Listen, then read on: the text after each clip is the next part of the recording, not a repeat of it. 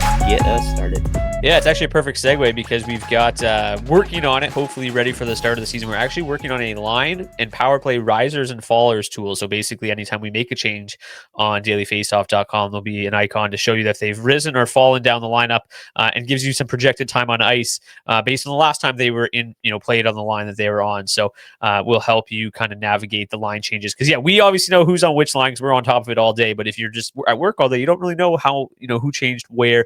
But before we get right into it, like I said, we've got a massive list of names, and basically what we did was anybody under 30% drafted on Yahoo, we are considering kind of undrafted, and we're going to talk about just a wide variety of names. But at the end of the show, we're going to go through our top three favorites, guys that you can either pick up at the end of your draft or guys that you can pick up on the waiver wire. But before we get into it, just a quick draft kit promo. The Daily Faceoff draft kit is now available and has been available throughout the month of September. It is 100% free. Inside, you'll find advice from our 5 fantasy analysts, a consensus top 300 ranking, and exclusive lists of must draft players, value picks, and ADPs to avoid. We've also got projections, my projections for over 600 skaters and goalies, a fully customizable rankings tool so you can tailor everything to your league scoring and get customized rankings, plus a fantasy hockey strength of schedule breakdown, and so much more. Do not go into your draft day unprepared. Grab the Daily Faceoff draft kit today for free.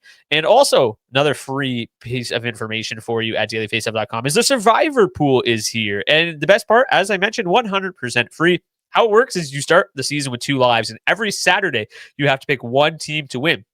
The only twist is that you can only use each team twice all season long. So you can't just click on the Colorado Avalanche every week. Every wrong pick costs you a life, and once you're out of those 2 lives, you are out of the pool. But if you survive the longest, you'll be taking home $2,500. So it's simple, fun, and the ultimate test of fantasy hockey smarts. Sign up today and join the competition before it's too late. Again, 100% free and now live on dailyfaceoff.com.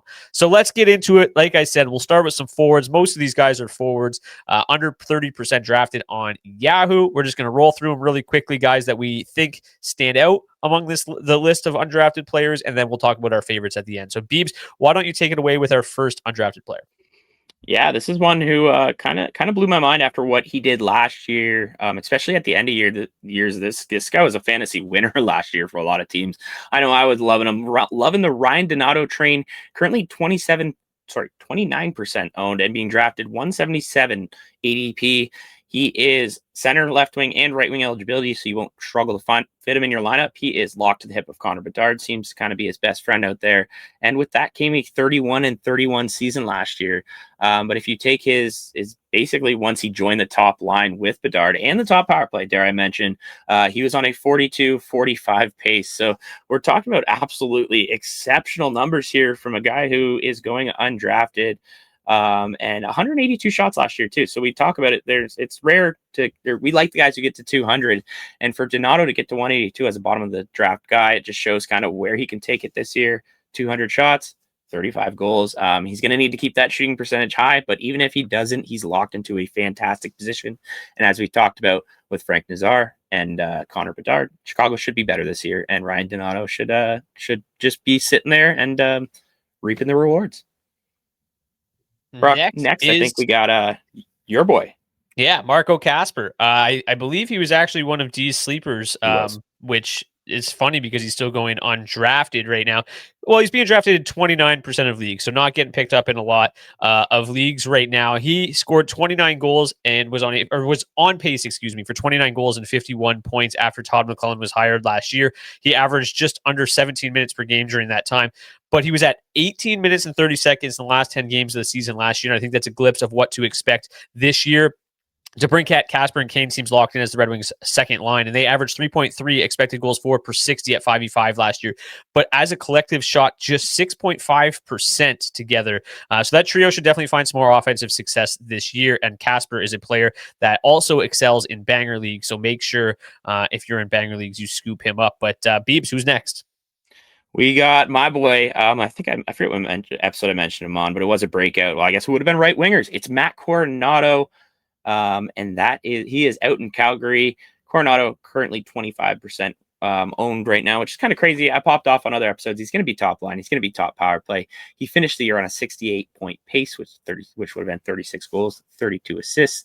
Well, when he started averaging over 19 minutes, which is kind of what we're expecting this year. He is expected to be on that top power play, as I mentioned, with Huberdeau and Kadri. He's a legit 30-30 threat at the end of your draft. I love Coronado here, and I think based on just his lineup spot, let alone his absolute massive ceiling, he's a steal here at the end of drafts. Yeah, I think that we'll probably talk about him a little bit later in our favorite section. Mason McTavish is next, currently being drafted in just 25% of leagues. McTavish had 25 points, 9 goals, 16 assists in his final 28 games last year after the Four Nations face-off. That's a 26 goal, 73 point, 225 shot pace while averaging close to 19 minutes a night. However, you must know that he is still an unsigned RFA, and reports are that they are 2.5 million on the AAV apart. So a pretty large gap right now. So definitely something to keep an eye on heading into the season. But man, like if he was signed right now, I think he'd be somebody that'd be getting drafted much higher given his finish to last season. But definitely a guy that's not really going to be hitting the ground running. Beebs, who's next? Yeah, actually surprised. McTavish feels a lot like guys we've seen kind of wait out camps in previous years, and there's always kind of a steal you can get there. But for me, Patrick Laine, I dropped his name there on accident, getting so excited. Also being drafted in 25% of leagues. Laine had 20 goals and 33 points in 50 games last year. Pretty solid. Where a lot of that damage came from, though, was his 15 power play goals. There was a point, I believe, where it was basically like you could bet on just Laine power play point. And you were just hitting it for like 7 or 8 straight nights last year. And that's kind of where the value comes here. We're talking about a guy who's proven he has elite goal scoring. And he just kind of needs to stay healthy. One thing standing in his way right now is Juraj Slafkovsky, which I broke down in our, I believe it was also in our right wing episode. He was my bust, or it would have been left wing, but he was my bust just because we thought, Laine is waiting in the wings and a much better power play producer. And for that reason, I'm willing to take a flyer. If your team's a little assist heavy and you need some goals at the end of your draft or shots, this is definitely a guy you can look for. He only averaged 14-18 last year. So if he can bump those numbers up a little bit, which is laughably easy, we could be in for even more production, which is not too bad for a guy who's pretty solid. And we're still kind of waiting to see old Laine again. So be great to see. Yeah, and he's expected to start on the line with Rookie of the Year favorite Ivan Demidov, also Kirby Dach at the center of that line, see if he can bounce back to kind of his earlier career form. But yeah, Laine, it all depends on that ice time. If he's only playing 14 minutes, he's probably not worth it, but it's worth, I think, the flyer late and, are on the waiver wire. Next from the Canucks, we've got Jake DeBrusk at 25% drafted and Brock Besser at 14% drafted. I think if you believe at all in the Elias Pettersson bounce back season, DeBrusk and Besser should be, good late round picks or post draft pickups.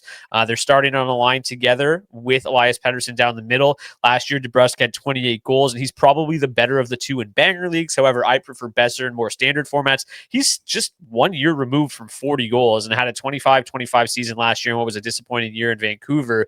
If his shot volume returns, that was the issue last year. His shot volume created. If it returns, he could easily score over 30 goals again this year with 65 points. Who's next? I'm surprised you let me take this one, but we've got Patrick Kane out in Detroit. Incredibly low draft percentage here. 21% of drafts right now are drafting Patrick Kane. He's right wing eligibility only.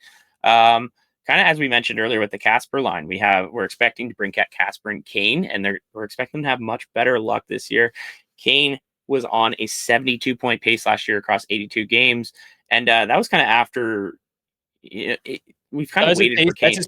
That's his pace during 2 seasons in Detroit. So his 122 games that he's played in 2 years in Detroit, he's been banged up, came in hurt and then was a little bit banged up last year. He missed 10 games, but he's averaged a 72-point pace across 122 games since joining the Red Wings. Pretty impressive. That's incredible. Sorry, I absolutely botched that one. But that's insane considering a lot of people had him as potentially never coming back. So he definitely came back, quote unquote, slow and still has that pace.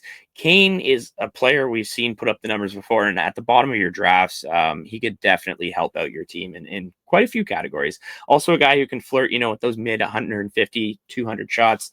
I really like Kane at the end of drafts, especially if you're in those deeper leagues. I think this is probably the lowest he's ever been in a league. I think even the year he was hurt, he was drafted in more than 20. I think you're right. I think obviously I think the chances are pretty slim, but like this is probably a guy that has hope that he could still make a late push to make the Olympic team for the US, his last chance for sure. So, maybe he has a big season in him. And I think that he's kind of the one guy on this list that has legitimate point per game upside still. You can't really find that on the waiver wire, right after the draft. Next is Will Smith, center right wing eligible for the San Jose Sharks, just being drafted in 14% of leagues. Smith will move to the wing this year full time, and he's skating with Macklin Celebrini in training camp. Obviously, a duo we expect to continue to flourish together.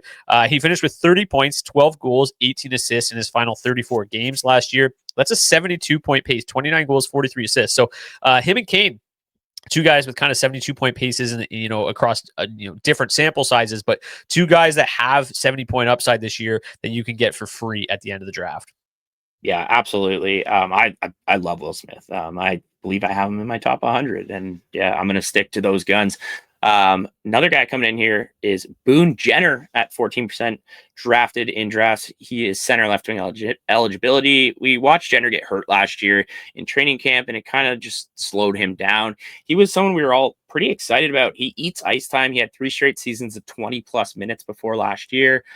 He throws the body and he gets shots on net, which is just a great formula for fantasy success. After he came back last year, we were a little bit worried with where he'd go. We saw Adam Fantilli take a step forward, and Sean Monahan realistically take a massive step forward after being a free agent signing. But Boone Jenner came in and put up 19 points in 26 games. That was 7 goals during that time. That's good for a 60-point pace across 82 games. The one thing that was impressive, though, was the shot totals. He was doing his usual peppering the net. He had 70 shots on goal during those 26 games. That's good for over 200 pace. Also, 43 hits during that time. So he came off a big injury and was still just throwing his rig around. We love to see that. Nearly 2 hits a game and then 18 blocks at the same time. So if you're in banger leagues, Jenner's a definite sleeper, and he did it all last year while averaging, as I mentioned, just over 17 minutes. He's a 20-minute a night guy. When he gets back to that pace, those hits go up, those blocks go up, those shots go up, those points go up. And Jenner's a nice little end of your draft guy right there in a pretty deadly top 6, I think, this year. Yeah, it'll be interesting to see where his time on ice falls. This is obviously a deeper team than when he was kind of playing 20 minutes a night, but I do think they probably eased him back a little bit last year, and I wouldn't be surprised if his minutes climb up over 18 again at the very minimum. He's averaged 157 hit pace over the last 3 years, so a guy that definitely is a little bit more valuable in banger leagues. Andrei Kuzmenko, left wing, right wing eligible for the Kings, just 13% drafted. He was just absolutely unreal after he got traded to the Kings last year. He had 17 points, 5 goals, 12 assists in his last 15 games of the season. Obviously, he won't shoot 22.7% or carry an on-ice shooting percentage over 16% like he did last year, but he's seemingly locked into this top line with Kopitar and Kempe. He's also in the top power play unit. So, I think he's worth a flyer. He's obviously a guy that's put up big numbers in his past seasons. And, if you're on the top line in LA with Kopitar and Kempe, you're going to have production. That power play unit is pretty solid as well. So, I don't think he's not somebody that I'm absolutely must have on the bottom of my roster, but I think he's a nice piece in deeper leagues. Yeah, he's also a guy I'll be looking to throw in on spot starts at all times because he was fantastic during that 22-game stretch last year. Another guy also being drafted at the same percentage is William Eklund. We've talked about him plenty on this show. Eklund loves to get apples, and we want to see William Eklund put the puck in the net a little bit more. To make that happen, we're expecting a few more shots on goal. And as I mentioned in previous episodes, it's just going to take everyone kind of taking a step forward in San Jose, and something we expect everyone to do. Eklund's currently slated to be on at least in the top 6 in San Jose and on the top power play. That's a pretty fantastic spot with some of the talent around him there. We expect a way better power play this year, and when that happens, I could see Eklund, even if he pushes last year's numbers, he's at least rosterable, but if he does even a little bit better, he's a steal at the end of your draft. Again, 58 points last season, 17 goals, so not too shabby. Strict center for Leo Carlsson of the Ducks, just being drafted in 7% of leagues. And I think Carlson is a super interesting name. He's not even 21 years old yet. He finished with 29 points, 11 goals, 18 assists in his final 31 games last year. And 83% of that production came at even strength. He was tied for 19th in the NHL in even strength points during that stretch. And that's a sign of a guy that can obviously drive play and get the job done at 5v5, and the sign of a potential breakout in 25-26, especially if he sees a bump in usage under the new coaching staff and Joel Quenneville, and also if the Ducks power play isn't the absolute worst in the league, and adding a guy like Chris Kreider to the mix this year should help that. So Carlson's definitely an interesting name, and one of a number of centers on this list that if you kind of just completely abandon drafting centers, you can pick up in the last round of your draft or pick up off free agency. And I think Karlsson, he's kind of similar to Fantilli for me, right? I've been touting Fantilli all preseason and that ridiculous 5v5 production. And if he gets a bump in power play ice time or power play production, he's going to flourish this year. And Karlsson feels pretty similar with the way he finished last year. So I think that Ducks offense is going to be a little bit better this year. I think Karlsson is definitely an interesting name, especially if you wait on centers. Who's next, Beebs? This is someone I'm absolutely ecstatic we're mentioning in the episode because he deserves it. Potential breakout, massive breakout candidate here. It's Jimmy Snuggerud out in St. Louis. Right wing eligibility, currently only being drafted in 4% of leagues, yet he's looking like he's going to line up in the same position he did at last year's playoff. We'll call it a run for St. Louis. He's a high upside rookie here. He's skating on the top line with Robert Thomas in training camp. He loves to shoot the puck, and Robert Thomas loves to pass the puck. So that's a nice little combo. He had 4 points in 7 games last year after entering a lineup straight out of the University of Minnesota. While at Minnesota, he was kind of on a tear. He had 51 points in 40 games. 24 of those were goals, which shows he can fill the net and fill the stat sheet. We saw him, I believe it was 2 goals, 2 assists in the playoffs in 7 games, and that was occupying the top spot on St. Louis's. He kind of just stepped into their top power play. It was insane. Only 10 shots on goal during those 7 games. So we'd love to see him up that number a bit, but he's definitely a guy who has the potential to really take that step forward. I think we got really excited about Jake Neighbors last year, and this is kind of what I was getting excited for, what Snuggerud can become. So I like him a lot here, and I think he kind of falls in with Kuzmenko here, where you might just start by putting him in on random spot starts, but he could end up on your roster all season long. Yeah, I mean, we saw Dylan Holloway absolutely flourish in that top 6 last year. I don't think there's any reason to expect Snuggerud to struggle stepping into a line with Robert Thomas. I think my only concern with him and kind of a lot of these Blues is that just like they have a really balanced top 9, a solid 4 lines. Like I'm a little concerned at what the deployment's going to be like all season, but I mean, averaged over 17 minutes in the playoffs last year. I think it's a guy that can play some big minutes. Ivan Barbashev is next for the Vegas Golden Knights. We're getting down to the nitty gritty here. He's only being drafted in 3% of leagues. He's at this point, he's basically a 20 goal, 30 assist player. So we've seen during his time in Vegas, but he's being given a look on the top line right now alongside Eichel and Marner. There's potential for production to grow, obviously, with 2 players that are, of that quality, and obviously 2 players that excel at passing the puck. So you'd think that a big body like Barbashev, he's going to go retrieve pucks and maybe just bang some in tight. But I personally don't think he's a long-term solution. I don't think that, they've got so many options in that roster that I think that it is going to be a spot that is relatively fluid unless that line just shows up and absolutely dominates from the drop of the puck. So I think Barbashev is an interesting kind of pickup at the end of the, right at the start of the season, see how things go and then kind of go from there. But yeah, I really don't think he's going to be a long-term solution, probably more of a short-term streaming candidate throughout the season. Who's next? I believe also Barbashev gave us quite a bit of value at the beginning of last year, too. So if he's one of those hot of the gate guys, definitely worth keeping an eye on. I'm going with another 3% drafted guy here. It's Oliver Bjorkstrand out in Tampa. I love this pick here because I think, like Brock, we saw Tampa Bay come out with their top power play expectations, and with Bjorkstrand on there, both their eyes opened up, and that's definitely why he's getting mentioned here. After getting traded last year from Seattle, he had 9 points in 18 games, 5 of those were goals. Wasn't necessarily a killer, but while he's on that top power play, he has potential to be a killer. So anyone on that top power play is worth a look. And if we're talking about people being drafted in 3% of leagues, we're likely not talking about people who are on top power plays, especially Tampa's really good power play. So it's definitely worth a look here. Brendan Hagel's kind of waiting in the wings on power play too. Someone we talked about in other episodes that absolutely dominates 5v5. And if they decide to give him a little bit of a reward for that, it likely comes at the expense of poor Oliver. But until that happens, he's definitely worth keeping an eye on.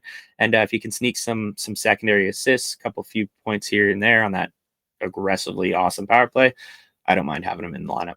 Yeah, I'm a little concerned about how much ice time he's going to see at 5v5, but while he's on the top power play unit, he's a guy that we know has got a good shot. He can definitely pot some goals. Just backtracking to Barbashev for a second, you were bang on there. 12 goals, 15 assists, 27 points in the first 24 games last year. First 2 months of the year, he was absolutely on fire. Let's see if he can keep that rolling this year. Frankie Nazar comes in next, a guy that you've been really hot on in this preseason. 0% drafted, which is kind of laughable.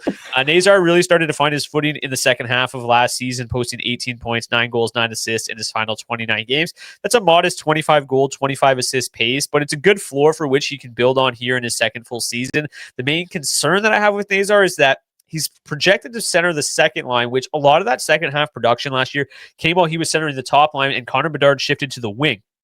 New coaching staff and Jeff Blashill has got Bedard back at center. He's got Nazar at the second center, and Nazar did struggle to the tune of a 2.02 expected goals for per 60 while away from Connor Bedard last year. So, I think that he could obviously quiet some of those concerns if he just takes a step forward, and he's got some quality veteran wingers there, but I have some hesitations. I think that I would be happy to add him to my roster at the start of the season and just see where it goes, but won't hesitate to drop him if things aren't going well without Bedard.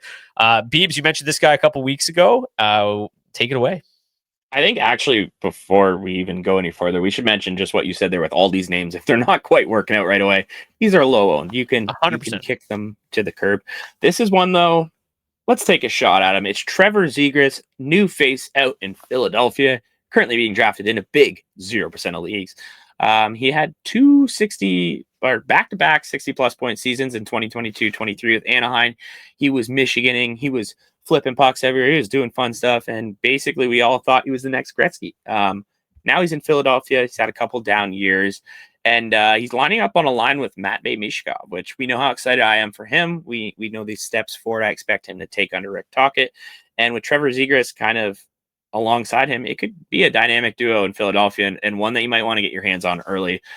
He's only 24 years old. He was a high draft pick, so there's still potential here for Zegras. If he touches that top power play and it gets going, there is potential for something here. I like this one. It's a deep shot in the dark, but there's something.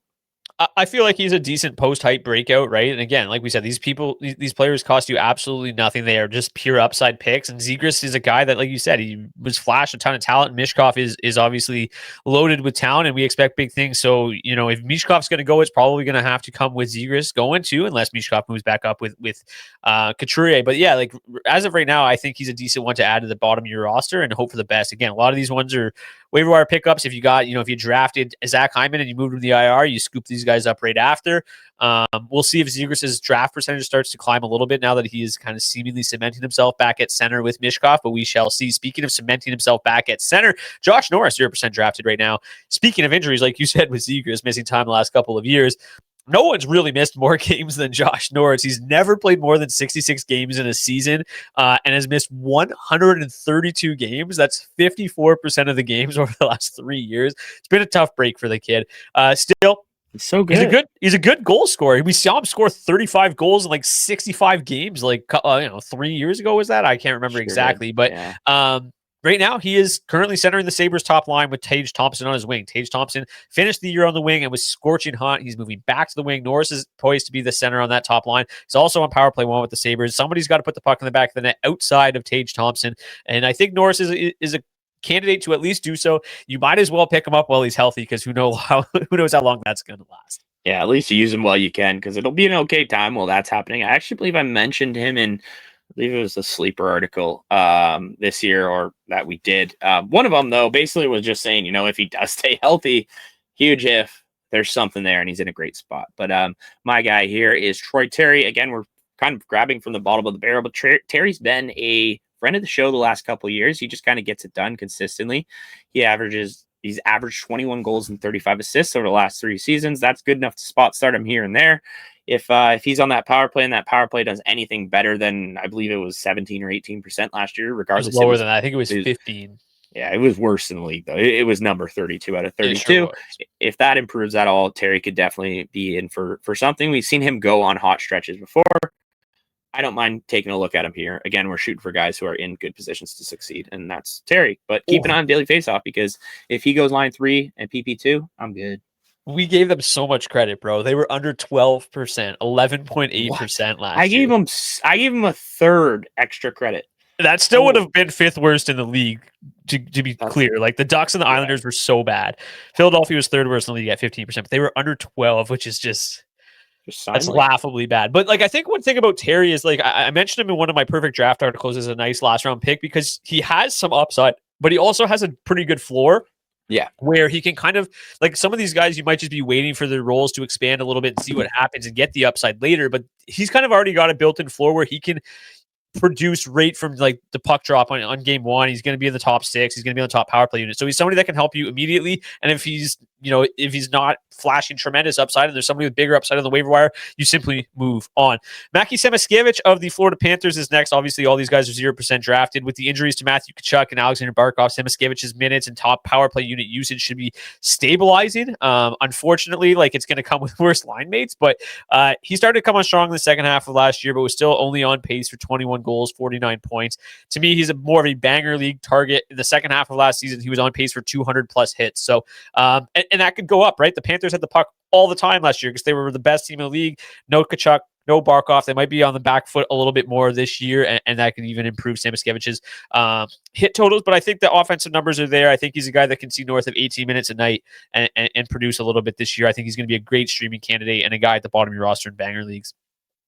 Yeah, this one too. Having a hot preseason, and we're getting into those names here, but it's Matthias Michelli out in Toronto. Dee's mentioned him a few times, but currently left wing eligibility. He is lining up with Austin Matthews, you heard of him, and Matthew Nyes. Pretty decent line, and he currently has 4 assists going through preseason. That's kind of what you're expecting from Michelli. If you're stuck and you need apples, come to the apple tree. That's what he is. He's likely not going to get you a lot of shots, likely not going to get you many goals, but he can fill that third category and points as well. So definitely worth a look here. Keep an eye on where he is in the lineup. He could be a sneaky source of assists. Yeah, I don't think I mentioned it, but like William Eklund, Matthias Michelli kind of built in the same mold, right? You're probably not going to, like, you'll be happy to get 20 goals out of them, but the assists could be plentiful. They're kind of built in the same mold of like a Matt Zuccarello, a Ryan Nugent-Hopkins, like those guys that are going to score you 18 goals, but, could flirt with 40, 50 assists, especially given their spot on the lineup. Michelli is especially with Matthews and Nyes. I mean, D mentioned it the other day. He can rack up 50 assists this year in that spot if he stays there all year. Next is Trent Frederick. Speaking of players in good spots, he's center, left wing, right wing eligible. I wouldn't be drafting or picking up Frederick until closer to the season when we know for sure he's going to be on a line with McDavid and Draisaitl, but it's looking more and more likely to start the season. Chris Knobloch came out and said that like he plans to keep Draisaitl and McDavid together while Hyman is out. And Frederick is the guy that's skating on that line right now. Like, I think he's probably a pretty good early season, at least banger league target, if nothing else.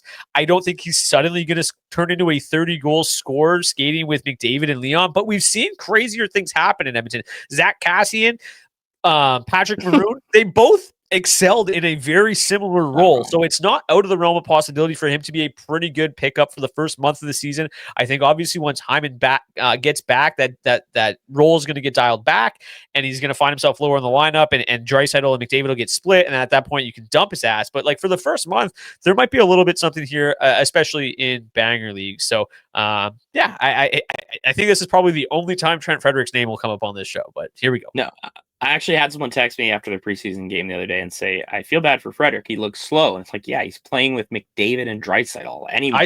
I saw a tweet that he had like 0 points, 0 shots on goal, and it was a -3 and like 1838 playing with McDavid and Draisaitl all night. I'm like, good cardio night for Trent. I think we could do that. But speaking of, I like this name a little bit more from the 0% here. And I've kind of popped off way too many times about him on shows, but it's Maxim Shabanov out in New York. I had him actually in our bold. He was one of my 3 bold, what do we call it here? My bold guesses for the year. I had him to win the predictions. I'm looking for there. That's the big word. It's Friday. But yeah, we had him winning the Rookie of the Year award. So it just shows how high I am on him. Obviously a bold prediction, but 67 points in 65 games in the KHL last year. 23 of those were goals. I'm going to need him to step into a power play role. But as for now, he's playing with Horvat and Druin. That's not too bad at all. Yeah, power play 2 right now, I think, and he's definitely a guy that can move up. Small forward, shifty, quick, fast. Like, somebody's got to score on that lineup. I'm going to roll through these last two quickly, and then we'll get your thoughts on who your 3 favorites are. The first one for me here, we got Dmitry Voronkov, left wing eligible for the Blue Jackets. This is a reminder that similar to Barbashev was, last year he started off scorching hot. Voronkov went on a run from mid-November to mid-January. We had 30 points in 31 games. 17 of those points were goals. Regression obviously hit eventually. Some of that had to, was coupled with some injuries to the Blue Jackets top 6, specifically Monahan and Marchenko. But when you got that line together, Voronkov, Monahan, Marchenko, that trio averaged 3.7 expected goals for per 60 at 5v5 last year. They were unreal. Voronkov will be right back in that spot this year. And then the last one for me here is Elias Lindholm, currently 0% drafted for the Boston Bruins. It's hard to just look at his hockey reference page, and that one season just sticks out like a sore thumb. But he did heat up in the second half of last season, much like that entire top line did. Pastrnak and Morgan Geekie were in fuego. He played at a 61-point pace in his final 31 games. The Bruins lack goal scoring depth up and down this lineup, so their top line is going to need to carry them. It's going to need to be the Pastrnak show, and Lindholm is expected to center that line with Pastrnak and Geekie on his wings. If you completely bail on centers in the draft, I think he's got some sneaky upside. They didn't play a ton together, but like I said, when they did down the stretch, they were ridiculous. They averaged 4.1 expected goals for per 60 in a 100-minute sample size. Even if that drops a little bit in a larger sample size, if it's at 3.5, that's still extremely good. And we've seen Lindholm have big seasons with, playing with elite talent. I think he obviously needs those elite play drivers like he had in Gaudreau and Tkachuk the year he just absolutely went nuclear. He's got that in Pastrnak. So I think he's got some sneaky upside, but again, only if you're super needy in centers in deep leagues. But Beebs, before we get to the goalies and the defensemen here, I just want to know who your top 3 undrafted players or who you would pick in the last round of your draft or pick up off the wire here. Yeah, for sure. I think it's no surprise that I love Will Smith. I think he's definitely one. If we're going in order here, I would probably go Brock Besser. Surprisingly, I think just what I'm going to ask for out of the next 2 guys is kind of what he's already shown us he can give. And I've been talking about a Pettersson bounce back. So I got Brock Besser probably be the top. I go Coronado 2, and then my 3rd would be Will Smith out in San Jose. I think his ceiling's incredibly high. I loved what he did for us in the playoffs last year. I'm not going to forget that anytime soon. I realistically think we're looking at 3 players who are capable of 35 seasons this year. And at the end of your draft, I love that. Special shout out to Ryan Donato. Love what you did for us last year, but you're number 4 for me. Still a great pickup. I don't know if my homer picks are going to come through here properly or not, but I'm just looking solely at my rankings. Marco Kasper would be number 1. Patrick Kane would be number 2. Brock Besser would be number 3. Matt Coronado would be number 4. And Will Smith would be number 5. That would be the order for me based on my rankings. I think that Coronado has probably got the most tantalizing upside. He could legitimately turn into a 40-goal, 30-assist player this year. I don't think that's crazy. It would obviously have to all go extremely well, but that's his ceiling. I think maybe his floor isn't as safe as some of the guys, and that's why he's below them. But I think he's got the most exciting ceiling of this group overall. And honestly, man, I know he's old, but Patrick Kane, he's been good in Detroit, and I think he can continue to be. There's a lot in the bag there. Yeah. I want him to make the Olympic team. Let's just see him go off for 60 points in his first 40 games. Let's talk about a couple of defensemen and goalie, and then we'll get on our way here. Head you guys over to the weekend. But on the blue line, there's only 2 names we want to talk about. The first is Tony DeAngelo with Noah Dobson now in Montreal. DeAngelo should be the unquestioned power play 1 quarterback of the Islanders. He's been that throughout training camp so far. He had 19 points, 4 goals, 15 assists after joining the Islanders last season. That's a 9-goal, 35-assist pace, which is pretty solid for a waiver wire defenseman. You'll take that every day of the week as your number 4 fantasy defenseman. So I think he's fine. He's only being drafted in 21% of leagues. And the other one is John Klingberg. He's only being drafted in 3% of leagues. Playing in San Jose, and being John Klingberg might absolutely decimate your plus minus if you've got that as a category in your league. But he should play big minutes there. He should be the quarterback of their top power play unit, and he's good at that. And he's got a good amount of skill. He's only appeared in 44 games between the regular season and playoffs combined over the last 2 seasons, tallying just 13 points. But that was playing for the Leafs. That was playing for the Oilers. He was in a much more depth role, not heavily featured on the top power play unit like he will be in San Jose. He's probably a guy that's going to be north of 20 minutes a night, top power play unit. And that's a power play unit that's got enough talent with Celebrini and Smith and Eklund and Toffoli likely. Like that's probably the fivesome there. And I think that they've got enough to at least be, noteworthy for Klingberg this year. So to me, he's fine to add as your fourth defenseman if you lose somebody to injury or something like that early. But it's just so hard to really gather true intel from what we've seen from the last 2 years and apply it to what we're going to see in San Jose. Because it's an entirely different situation. I think he could end up being really, really solid. What are your thoughts here quickly on DeAngelo and Klingberg? Love them both. I've kind of popped off on Klingberg on other episodes. I think DeAngelo is a sneaky value here. As you mentioned, we got to see kind of what he did during Dobson's injury last year. It's kind of a precursor of what he's going to do this year. There's no reason to think he shouldn't be at least on the top power play for the first little bit. Schaefer's looked fantastic in preseason, but I don't think they're going to hand that role over quite yet. I think DeAngelo profiles quite as much as the PP1 quarterback as DeAngelo does. Like that, I think he's pretty secure in that role. Schaefer's going to play probably bigger minutes at 5v5, but I don't think that he's really a huge threat to DeAngelo on the top power play. Because if DeAngelo's not on your top power play, why is he on your team? Basically, literally, yeah. I mean, last year they gave him 23 plus a night, so who knows? They were letting him cook at all ends. But no, yeah, I think it's fantastic. I think a lot of times with this final D position on your roster, you're looking for kind of a D1 on an NHL roster, and that's what. Laugh about it all you want. That's what Tony DeAngelo is this year. Let's get to the goalies. They're bad. They're ugly. No, they're not getting drafted for a reason. Only being drafted in 25% of leagues. Spencer Knight of the Blackhawks. He is at least, I think, a worthwhile number 3 fantasy netminder. Like I think he's not your ideal third goalie. Don't get me wrong. You'll be fine with him. You're just gonna have to be extremely choosy with his matchups. But like we saw him, like when he got traded there, his first 4 games were insane. He had a 928 save percentage, and then it started to fall off a little bit. But I mean, in his first 12, he had an 895, and then overall he finished with, I think it was like an 893. So it didn't finish great, but like I think now, obviously getting traded, he's got a full off season there. He's going to be a workhorse. I think that's the thing. Like, yeah, you might not want to start him for all 55 games that he's going to get, but he's going to be an option for you for goalie needy teams. I think you could do much worse. The one guy that I'm super interested in on this list is Scott Wedgwood. We talked about it with Mackenzie Blackwood's injury. You're going to see Wedgwood, like we're talking about him now on this episode. So if you're already drafted, he's available under wire. Make sure you pick him up. He's only being drafted in 25% of leagues. That'll probably creep up to like 40 at minimum, I think, by October. So I like Wedgwood, obviously. Like he turned in a really solid season with the Avalanche last year on 199 goals against average, 917 save percentage. He won 13 of 18 starts. So if Blackwood's injury lingers at all, Wedgwood is obviously a fine option. The next 3 are all gross. Yaroslav Askarov, very talented young goalie, just on a very bad team. He'll be a reasonable spot start, but I don't think he's a long-term solution. Sam Ersson, the Flyers have made it very clear that they want Ersson to be their number 1 goalie. We saw there be, he shows glimpses. Like sometimes he's just awesome. And then some nights he's horrific. Like he had a stretch from like Christmas to like the end of January, we had a 935 save percentage across 8 games, went 7-1.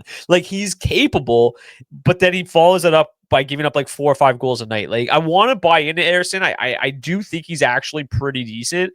So I think it'll be interesting to see how this team looks defensively. I think he's the one name besides Wedgwood that I actually think is somewhat intriguing because I think there's something there. He just has to put it together consistently and hope that the Flyers aren't just an absolute tire fire defensively. And the last guy here on the list is Tristan Jarry. Obviously, he's going to be splitting time with Artur Silovs in Pittsburgh now, but last year he was a sleeper pick for me. He absolutely shit his pants everywhere. But after coming back to the Penguins in the middle of March, he was 8-4-2 with a 904 save percentage. I still think that the Penguins didn't sell off. I still think this is a team that's not going to be good, but they're going to be in that kind of murky middle And it's going to be such a weird season because if they're like kind of close, like, are they still going to sell, or are they going to be like just close enough that they don't sell and then obviously don't do anything? It's going to be a weird season for them. But I think if they're reasonably good, like I think Jari has spot start upside at the very most, and goalie needy teams and deep leagues can pick him up. But I will say he deserves more respect than being 21% less owned than Spencer Knight. I'll say that much. Yeah, he's a lot. He's only being drafted in 4% of leagues. Drafted. Yeah. Yeah, but still. So if I had to rank the goalies, I would probably go Wedgwood. Man, it's so tough. Knight and Arison. I believe in Arison. I really do. Maybe I'm nuts. I'll go Arison, Knight as my top 3. What about you? I'm going Wedge, Arison, Jari. I think Knight can be a absolute, like, he could destroy your numbers, but the upside's there. It's reasonable. There was a point. Still not going to be good defensively this year. Like, that's it. Yeah, no, not a chance. I see Jeff Blashill coach, and he's not very good. I don't know why he's back, but I used to get very frustrated with Jeff Blashill as the Red Wings head coach, but it's funny. Like, I think we need to clarify too. Like, we're talking about like early season, like long term. Wedgwood probably doesn't have a ton of value, but like the first month of the season, Wedgwood could be fantastic. And because we're going to give you new names, like, exactly, by the time you need anyone else. And it's like, okay, we're done with Wedgwood. It's it's going to be Arison, but he's a stud. Sure, there we go. Or Sebastian Cossa, I'm sure. No. He'll be in the AHL all year. Anyways, any final thoughts before we head out for the weekend? No. If you need to contact us on any socials, feel free to reach out before your drafts. I know personally I love helping you guys out at Beebs Bondy. Brock, you're at Brock_Seguin. D also, who's not here, but he loves helping people out as well. And he's got a fantastic brain, and he is 3D birth team? 3D birth team, yeah. There we go. Yeah, I should have not 40. But anyways, we are super excited, and I think we'll have a couple more episodes potentially before you. Well, I forgot. I buried the lead. I didn't even hit it. Mention it off the top. We have our live fantasy hockey mock draft coming on Monday, September 29th at 7 p.m. Eastern. So what's going to happen is Beebs, Dylan, we're all going to be live. We're going to go through our mock draft. It's going to be very quick. Picks are 30 seconds. We were just going to be ripping picks off. We're going to be talking about our strategy, how we get to it. But then throughout the show, the people that are a part of the mock draft are going to pop in. We're going to have some questions for them. And they're who we got, Brock? Their talent from throughout the Nation Network. So we've got 3 former NHL players. We've got Matthew Barnaby, Jay Rosehill, and Carter Hutton coming on. Going to be absolutely terrific to have them. We've also got Nick Zeman and Matt Larkin, our fellow DFO fantasy analysts. And then in addition to them, we've got Tyler Yaremchuk from Oilers Nation, David Quadrali from Canucks Army. We've got Ryan Pike, from Flames Nation, and Zach Phillips from the Leafs Nation. So we've got somebody from all the different nations where they're going to come on. We're going to talk to them about the teams that they cover from a fantasy perspective. Obviously when Ryan Pike comes on, we really want to know what Zane Parek's outlook looks like this season and stuff like that. So it's going to be a lot of fun. It's going to be very fast moving. Please join us. It's 100% live. If you have any fantasy questions throughout the show, we'll be happy to answer them. We'll probably stay on a little bit after the draft to break down our teams and take some questions as well. So it's going to be a lot of fun. Really excited to all the people, personalities from throughout the Nation Network that are joining us. It's going to be a lot of fun. So please join us Monday, September 29th at 7 p.m. It's going to be a blast. Until then, we'll see you on the flip side. Enjoy your weekend. Can't wait to draft with all you guys. Peace. Thanks for watching this video. If you want more great fantasy hockey and betting content from myself, Carter Hutton, Matthew Barnaby, and the rest of the DFO analysts, make sure you subscribe to the DFO Fantasy and Betting YouTube channel today and never miss a minute.